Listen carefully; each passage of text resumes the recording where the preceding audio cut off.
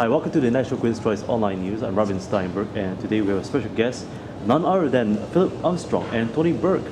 The Philip Armstrong brand around the world has been making waves, and they are here now in Singapore for the Best of British 2014. Mr. Philip Armstrong and Tony Burke, the question for you is this.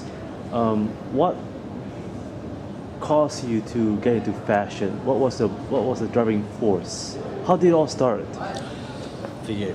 Well, from my point of view, basically, I always had a love for fashion right from a young boy. I always loved clothes. Even at the time, it was just like my own clothes and like dressing smartly and dressing up and things and new clothes.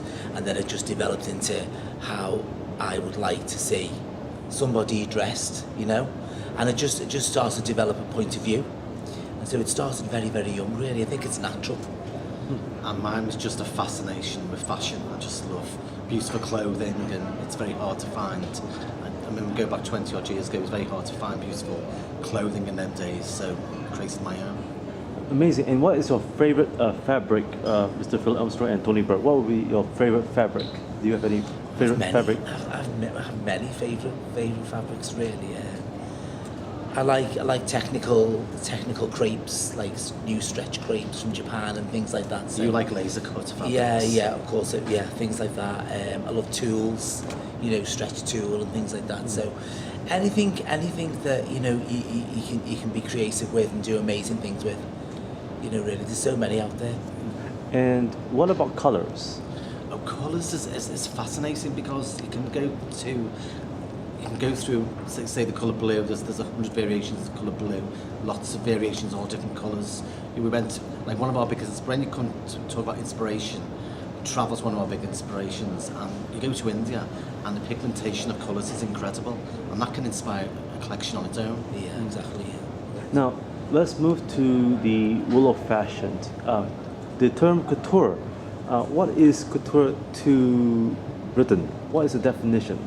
To us, really, it's synonymous with hand-finished, handcrafted technique.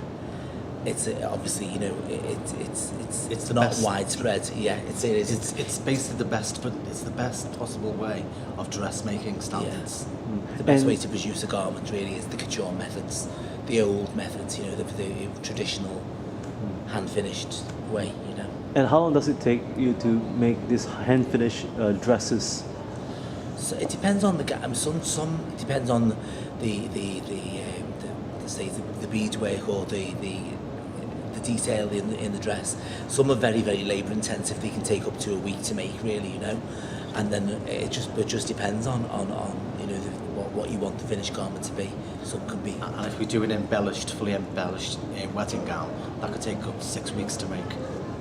Amazing. Now you have produced gowns for Kelly Rowland, Katy Perry, Lady Gaga, and more on your celebrity list, including Helen Hunt. Now, which is more challenging, creating gowns for celebrities or gowns for non-celebrities? I believe in business. You treat everybody the same regardless of celebrity, status, finance. Treat everybody the same. So I wouldn't say there was any difference in between dressing Lady Gaga to one of our clients who places an order. Yeah. Treats everybody the same. Every woman is special, really, and they want to be treated in a special way. So, of course, it's amazing to dress those ladies and do things for them. But every woman wants to look her best and wants to be beautiful. Which is the most difficult or most challenging dress you ever made so far, by far, to date? What would it be?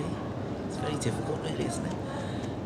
I always think like wedding gowns, because we do many special wedding dresses, and I would say they are quite challenging, really, because it's the best dress that a woman's ever going to wear. And also, a bride's been wanting to have a wedding dress since she was 5 years of age. Exactly. Yeah. So you're fulfilling a little girl's dream as an adult. So it's very time consuming. Now, how do you balance work life between both of you? I mean, how do you manage to do so much? Because it's a 24/7 occupation, and we live for it. We live and breathe for it. When we go for dinner, that's what we talk about is clothes. And when we studied fashion. We met at the same fashion course on the same year, so it's inbuilt to us. It's 24/7. We live for it, don't we? Exactly. It's just the way you are. It's just in you. So that's. Who are your influences in your fashion designs? Were there any fashion designers that you admire in the past? Yeah, I would say designers like Charles James, Christian Dior, people really created lavish, beautiful, amazing clothes. So I like to, those type of vintage couturier, that type of. We don't have favourites. We have admiration for lots of other designers. Yeah, it's a respect thing for because we appreciate what goes into. How long does it take you to actually design all these wonderful dresses for each season? Where do you get your inspiration from? Each season it can be a trip abroad, it can be a holiday, it can be a book, a new fabric, new technology and fabric and stuff. It comes from everywhere. Yeah, it just comes from everywhere. A billion things. And I suppose a collection really can take, sometimes it flows and it happens really fast. So it can take 4 to 6 weeks. Sometimes it takes a bit longer. But you hope that the creative process, it just runs really smoothly.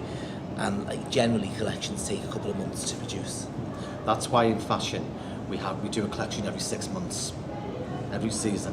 Yeah. Amazing. And so, what's next in fashion? Do you see, fashion is becoming more and more customized? Yeah, I think fashion is getting faster and faster all the time. And as a designer, you can't afford to fall back. You've got to have your finger on the button 24/7. You cannot take your eye off the ball. And fashion is getting faster and faster.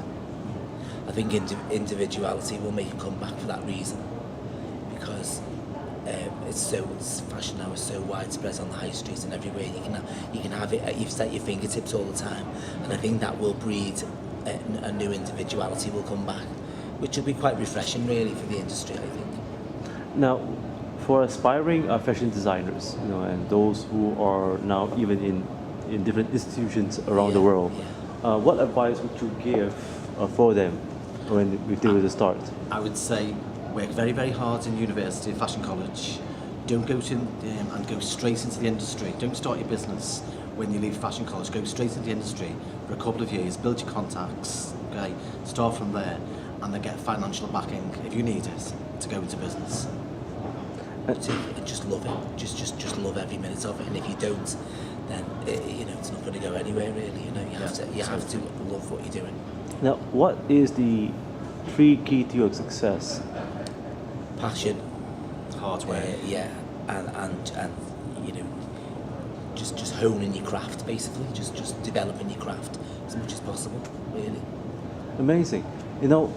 There's one question that's been actually sent in by email from one of our viewers, and the question is that, what are your failures in your life while you're building your fashion empire? Were there any failures in your life that you have We've been on a very big roller coaster for a long time. The last 5 years it's gone bang. It's doing fantastic last 5 years, but it's took a long time to get it to where it is, okay, because we had no financial background. We had to do it year after year, okay, and it's took a long time to get to where it is today. But we're very determined people and very passionate in what we do.